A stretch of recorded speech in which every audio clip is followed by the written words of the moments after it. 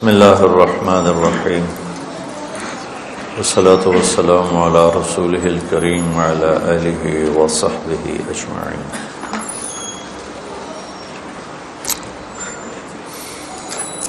اکابر دیوبند میں مولانا محمود الحسن رحمۃ اللہ علیہ، جن کو شیخ الہند کہا جاتا ہے،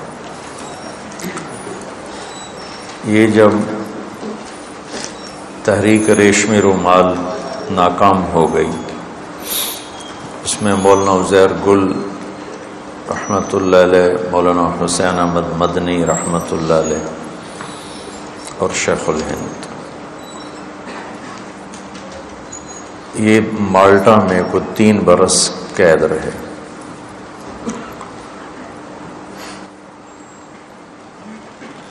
ان کو یہ حضرات حج پر تھے، وہاں شریف مکہ نے پکڑ کے حوالے کیا۔ شیخ الہند صرف ان کو چاہیے تھے۔ ان 2 شاگردوں نے رضاکارانہ اپنی گرفتاری پیش کی کہ آپ ہمیں بھی گرفتار کریں، ہم اپنے استاد کے ساتھ رہنا چاہتے ہیں۔ تو انہوں نے کہا بھی صحیح کہ آپ دونوں ہمارے مطلوب نہیں ہو، کیونکہ ہیں یا نہیں ہیں، ہم نے ان کے ساتھ رہنا ہے۔ تو پھر 3 برس یہ حضرات وہاں مالٹا میں اسیر رہے۔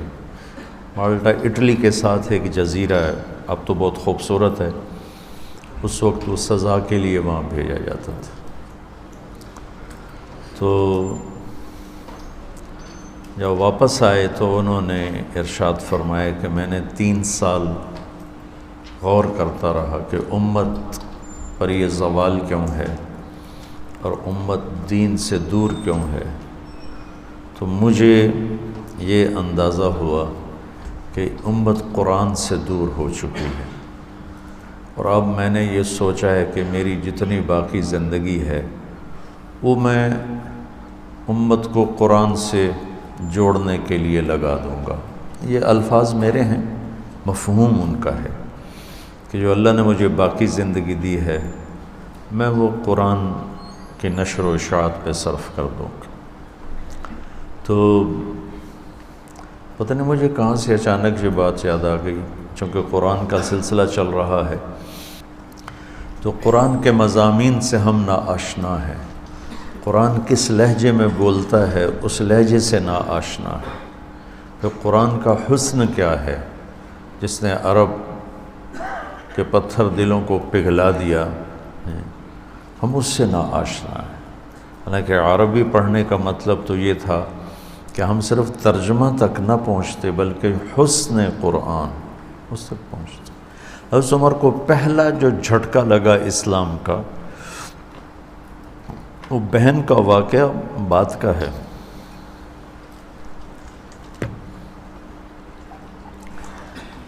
عرب یہ قریش رات کو اللہ کے نبی حرم میں آ کے قرآن پڑھتے تھے۔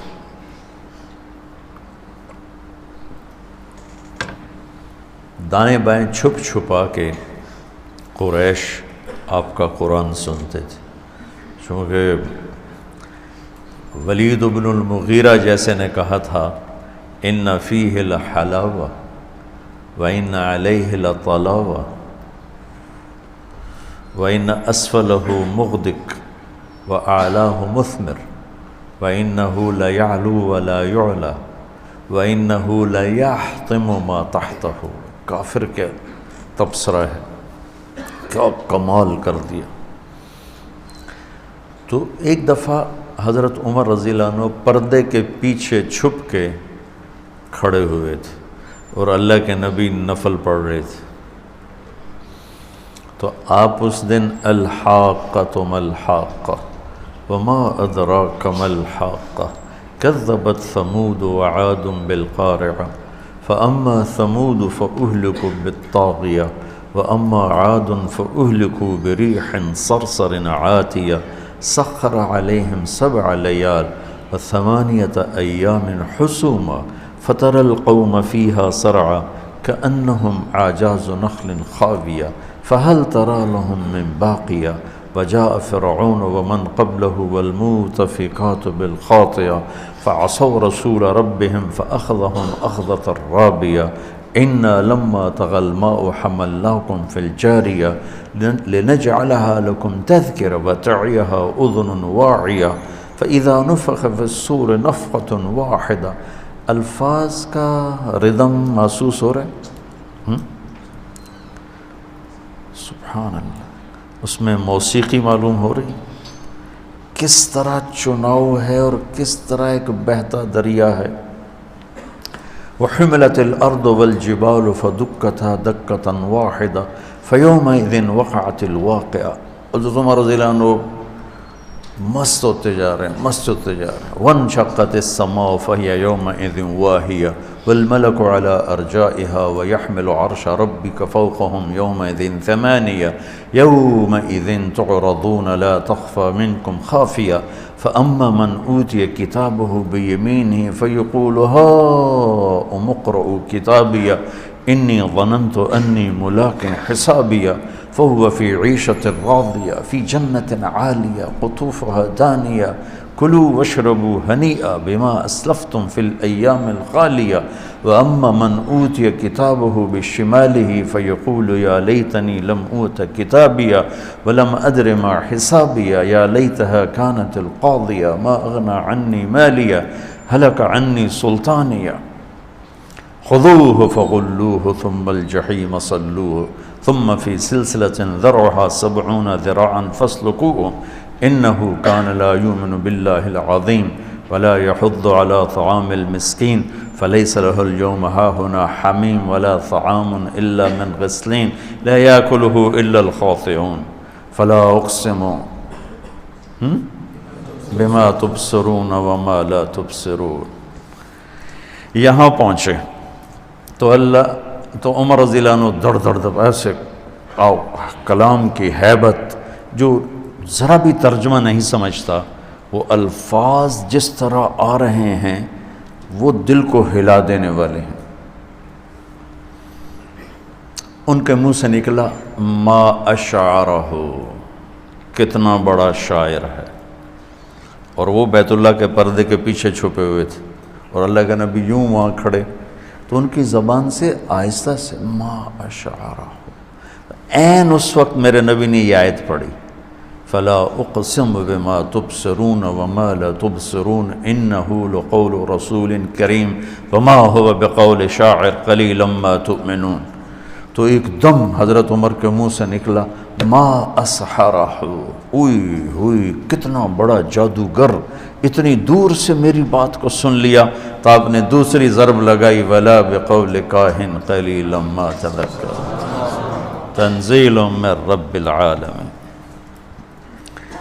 اور قرآن ایک جیتا جاگتا پیغام ہے. شیخ الہند جو ہماری بنیاد ہیں، پہلے شاگرد محمود الحسن دیوبند کے، پہلے استاد محمود احمد اور پہلے شاگرد محمود الحسن، جنہوں نے 4 چاند لگا دیے دیوبند کو اپنی جہود، للہیت، اخلاص، منحنی، دبلے پتلے اور انگریز سے ٹکر لے کر کیا سے کیا کر دکھایا بابا.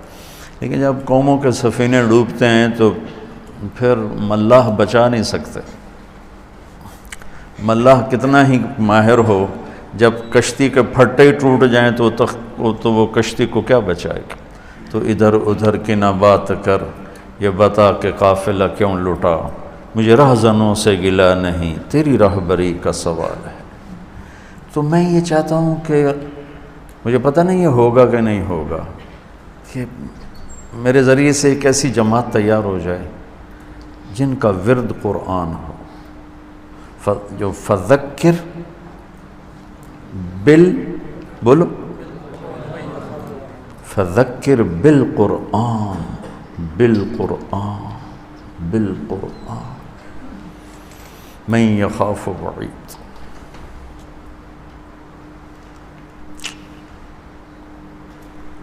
کیا کریں؟ میں اس سوچ میں ہوں کہ قرآن جیسے صحابہ کا ایمان بڑھا، وَإِذَا تُلِيَتْ عَلَيْهِمْ آيَاتُهُ زَادَتْهُمْ ایمانا، ایسے ہمارا بھی ایمان بڑھے. قرآن سنے تو ہمارے رونگٹے کھڑے ہوں، تقشعر منہ جلود الذین یخشون ربہم ثم تلین جلودہم وقلوبہم الی ذکر اللہ۔ ہمارے ساتھ ایسا کیوں نہیں ہوتا؟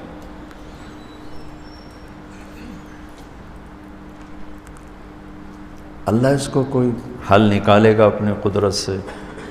تو یہ تھوڑی سی ہم قرآن کی مجلس روزانہ بیٹھتے ہیں کہ کچھ اللہ کی کتاب سے کچھ رہنمائی مل جائے، کچھ سننے کو کچھ سنانے کو مل جائے۔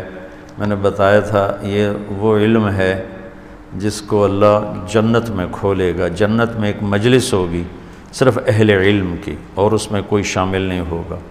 وہاں اللہ تعالیٰ قرآن کا علم اپنے بندوں پر کھولے گا، ایک ایک لفظ پر علم کے سمندر کھلیں گے، اس میں جو بحث ہوگی اس کی لذت میں علماء کو جنت بھی بھول جائے گی۔ تو اب سارے کو تو بیان کرنا مشکل ہے، جو کچھ چیدہ چیزیں میری سمجھ میں آ رہی ہیں، مطالعے کا بھی وقت نہ ملتا، سر درد جان نہیں چھوڑتا ہے، تو دیکھتا ہوں تو اور بڑھ جاتا ہے۔ لیکن یہ دوسرے پارے کے شروع میں ایک جملہ ہے وَكَذَلِكَ جَعَلْنَاكُمْ أُمَّةً وَسَطًا، یہ میں بیان کرنا چاہوں گا۔ لِتَكُونُوا شُهَدَاءَ عَلَى النَّاسِ وَيَكُونَ الرَّسُولُ عَلَيْكُمْ شَهِيدًا۔ یہ آیت نمبر 146 ہے، 43۔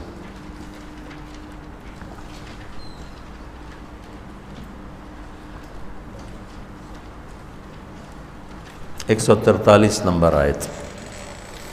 امتاً وسطا، درمیان والی امت، وسط درمیان، لیکن ترجمہ کرتے ہیں اعتدال والی امت۔ لیکن قرآن کا ایک معجزہ جو اس وقت جو میں بتانا چاہتا ہوں، جب قرآن اترا سورہ بقرہ 10 سال میں اتری، سورہ بقرہ 10 سال، اور اس میں کوئی آیات نہیں تھیں، وہ تو جیسے آ رہی تھیں اللہ کے نبی لکھوا رہے تھے، پھر اس کے بعد اس کو آپ نے ترتیب دیتے تھے، یہ یہاں لکھ دو، یہ یہاں لکھ دو، یہ یہاں لکھ دو۔ بعد کے علماء نے آیات، صورتیں، رکوع، زیر زبر، پیش، جزم، یہ ساری چیزیں قرآن کی خدمت بعد میں کی۔ تو سورہ بقرہ کی 286 آیات طے کی گئیں، کافی بات کی بات۔ سورہ بقرہ کی 286 آیات طے کی گئیں۔ یہ جو امتاً وسطا، درمیان والی امت، اس آیت میں آئی جس کا نمبر ہے 143، جو 286 کا وسط بنتا ہے۔ یہ سمجھ میں گا کہ آیت میں لفظ وسط آیا ہے تو اللہ نے اسی لحاظ سے اس کو وہاں فٹ کروایا کہ آدھی سورہ بقرہ امتاً وسطا۔ یہ قرآن کا حسن، قرآن کا اعجاز اور قرآن کا سحر ہے جو سر چڑھ کے بولتا ہے۔ ہر چیلنج، دعویٰ ٹوٹا ہے، ایک چیلنج آج تک باقی ہے، فَأْتُوا بِسُورَةٍ مِّن مِّثْلِهِ، اس قرآن جیسی ایک صورت لے کے آ جاؤ۔ آج کل کمپیوٹر کتنا تیز ہے، ایک صورت ایسی بنا کے دکھا دو۔ آج تک اس کو کوئی چیلنج نہیں کر، قرآن پہ اعتراض ہیں، ایسا ہے، تکرار ہے، اپنی طرف سے لکھا ہے، لیکن اچھا چلو اپنی طرف سے لکھا، تم بھی لکھ کے دکھا دو، آج تک نہیں ہو سکا۔ بہت پہلے سے اس کی کوششیں شروع ہوئیں۔ عبداللہ بن مقفع ایک ایرانی ادیب تھا، عربی کا باپ تھا، عربوں سے بھی آگے۔ اسے لوگوں نے کہا تو قرآن کے مقابلے میں کلام تیار کر، تیرا گھر ہم سونے سے بھر دیں گے۔ اس نے 6 ماہ کی مہلت مانگی، 6 مہینے گھر سے باہر نہیں نکلا، 6 مہینے گھر سے باہر نہیں نکلا، وہ صرف لکھنے میں لگا رہا، لکھے پھاڑے 6 ماہ بعد اس نے کہا یہ کلام قرآن کے مقابلے میں ٹھیک ہو گیا۔ 6 ماہ کے بعد گھر سے باہر نکلا، یوں گلی میں سے گزرا، کھڑکی کھلی تھی اور ایک بچی قرآن سامنے رکھ کے پڑھ رہی تھی ادھر منہ کر کے. یہ یوں گزرا اور اس بچی نے پڑھا وَقِيلَ يَا أَرْضُ ابْلَعِي مَاءَكِ وَيَا سَمَاءُ أَقْلِعِي وَغِيضَ الْمَاءُ وَقُضِيَ الْأَمْرُ وَاسْتَوَتْ عَلَى الْجُودِيِّ وَقِيلَ بُعْدًا لِلْقَوْمِ الظَّالِمِينَ. یہ قرآن کی سب سے فصیح آیت ہے. قرآن سارا فصیح ہے لیکن قرآن کی سب سے فصیح آیت 19 الفاظ اور 21 اقسام بلاغت. 19 الفاظ میں 21 کے 22 اقسام بلاغت ہیں. اس کو صرف علامہ طنطاوی نے اپنی تفسیر میں پورا لکھا ہے. جس کا شوق ہو اس میں دیکھ لے. میں وہاں سے دیکھ کے آپ کو یہ بتا رہا ہوں لیکن میں نے آج سے کوئی میرے خیال 25-30 سال پہلے دیکھا تھا تو مجھے وہ یاد نہیں.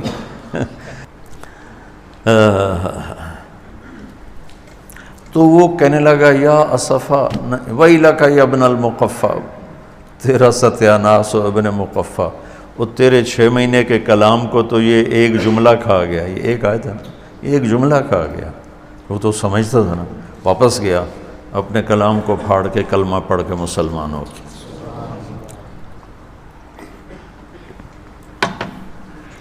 ایسے آپ لوگ قرآن کے ساتھ بیٹھو. ہم نے قرآن سے لینا ہے، حدیث پاک سے لینا ہے. فقہ تو اس کا قانون ہے، وہ تو آخری درجے کی چیز ہے. فقہ کی عبارت اس وقت تک دلیل نہیں جب تک اس کے پیچھے قرآن اور حدیث نہ ہو. فقہی عبارت اس وقت حجت بنتی ہے جب اس کے پیچھے کوئی قرآن کی آیت ہو یا حدیث پاک ہو یا کم از کم قول صحابی ہو، ورنہ تو وہ اس کی کوئی حیثیت ہی کوئی نہیں. تو خیر اللہ کہہ رہا ہے ہم نے تمہیں امت وسط بنایا، اعتدال والی امت. یہ عام ترجمہ ہے. میں اس کا ترجمہ کیا کرتا ہوں ہم نے تمہیں امت واسطہ بنایا، چونکہ اس میں واسطہ کے لفظ کی بھی گنجائش ہے اور یہ میرا اجتہاد نہیں ہے. یہ ابن جریر طبری نے اس کا یہ ترجمہ کیا ہے.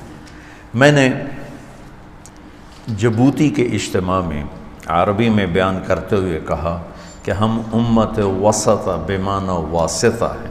کیا معنی واسطہ کا؟ کہ جیسے پہلے انبیاء اور ہمارے نبی اللہ اور بندوں کے درمیان واسطہ تھے اور لوگوں کو اللہ سے ملاتے تھے. جیسے اس موبائل کے ذریعے سے بہت سے لوگوں ہم سے جڑ گئے ہیں تو یہ ہمارے درمیان واسطہ ہے. تو یہ تو انبیاء پہلے بندوں اور اللہ کے درمیان واسطہ، اللہ سے جوڑتے، اللہ سے ملاتے. قال یا قوم اعبدوا اللہ ما لکم من الہ غیر وَإِلَىٰ هُودَ أَخَاهُمْ صَالِحًا قَالَ يَا قَوْمِ اعْبُدُوا اللَّهَ مَا لَكُم مِّنْ إِلَٰهٍ غَيْرُهُ وَإِلَىٰ ثَمُودَ أَخَاهُمْ صَالِحًا قَالَ يَا قَوْمِ اعْبُدُوا اللَّهَ مَا لَكُم مِّنْ إِلَٰهٍ غَيْرُهُ. کہ ہر نبی اللہ سے ملاتا تھا. اب ہمارے نبی کے بعد کیا ہے؟ ما کان محمد ابا احد من رجالکم ولکن رسول اللہ و خاتم النبیین وکان اللہ بکل شیء علیم. آپ تو آخری ہیں. اب کیا ہوگا؟ اب کون بندوں کو اللہ سے ملائے، کون واسطہ بنے گا؟ تو اللہ نے کہا کذالک جعلناکم امۃ وسطا، ہم نے تمہیں امت واسطہ بنایا ہے. میں نے اس طرح بیان کیا.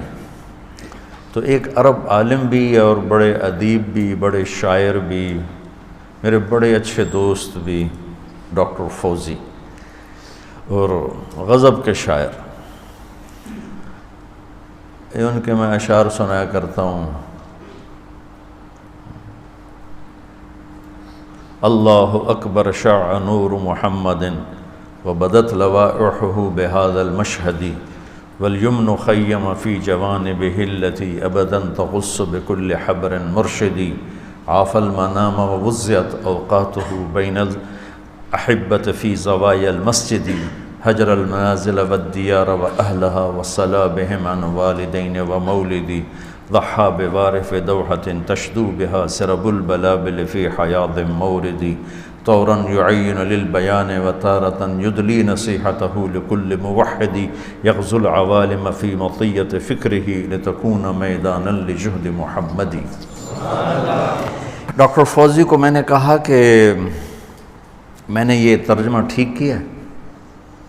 کہنے لگا بہت لگا ہے دل کو بہت لگا ہے، لیکن یہ قرآن ہے، اس لیے اس کو ذرا تحقیق کرو کہ کسی بڑے اکابر میں سے کسی نے یہ ایک بات کہی ہے کہ نہیں کہی، اگر کہی ہے تو پھر بہت زبردست بات۔ میں وہاں سے واپس آیا، حضور ہمت جوان تھی، میں نے تفسیریں اٹھا لی تو مجھے کہیں ملا نہیں، میں بڑا اداس ہو گیا۔ تو پھر میں نے تفسیر طبری اٹھائی، جو پہلی تفسیر ابن جریر طبری، وہ بھی دیکھتا جا رہا ہوں، کوئی نہیں آ رہا، میرا دل بیٹھ رہا ہے کہ لفظ میں ترجمے میں لفظ میں گنجائش ہے، وسطہ بے معنی واسطہ، لیکن جب تک پیچھے سے کوئی بات نہ ملے تو ہم تو کوئی مجتہد نہیں ہیں۔ تو آخر میں ابن جریر رحمۃ اللہ علیہ نے بے معنی واسطہ انہوں نے یوں بیان کیا کہ اب یہ امت جو ہے یہ واسطہ ہے لوگوں کے اور اپنے نبی کے درمیان۔ تو یہ جو بچوں تبلیغ کا کام ہے نا، یہ امت وسطہ کی ذمہ داری ہے۔ اللہ مولانا الیاس صاحب کی قبر نور سے بھرے، انہوں نے بھولا ہوا سبق یاد دلائے۔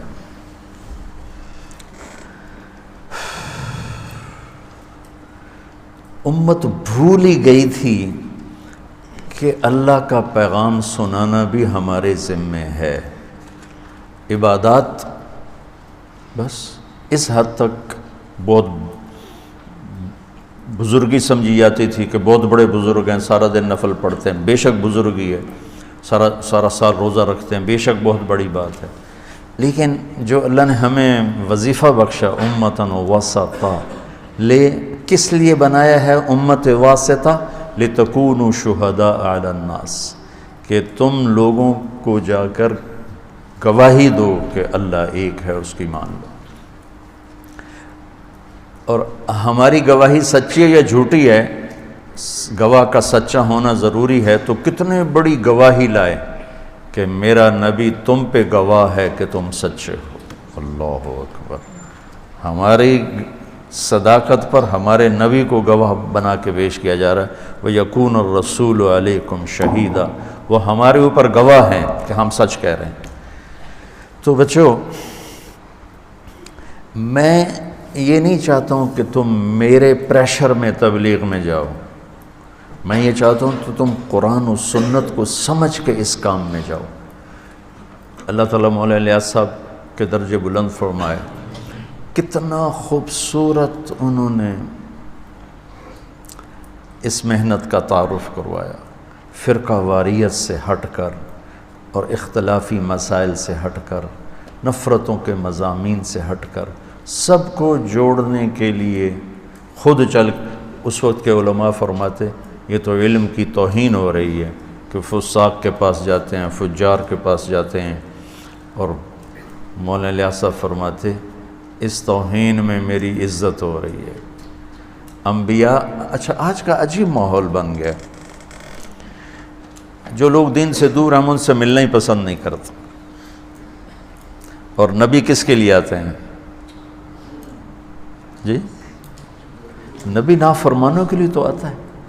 4000 نبی بگڑے مسلمانوں کے لیے آئے، بنو اسرائیل میں 4000 نبی بگڑے مسلمانوں کے لیے آئے، اور 1,20,000 وہ کفار کے لیے آئے، اور اس میں 4000 جو موسیٰ علیہ السلام سے سلسلہ چلا ہے، جب مسلمان بگڑ جاتے تھے اللہ نبی بھیجتا تھا، یعنی اس وقت بنو اسرائیل مسلمان تھے۔ تو میرے عزیزو، اس تبلیغ کو نا کچھ جماعت نہ سمجھو، فریضہ سمجھو، امتاً وسطا، ہم امت واسطہ ہیں اللہ اور بندوں کے درمیان، ہم نے اللہ کے پیغام کو پہنچانا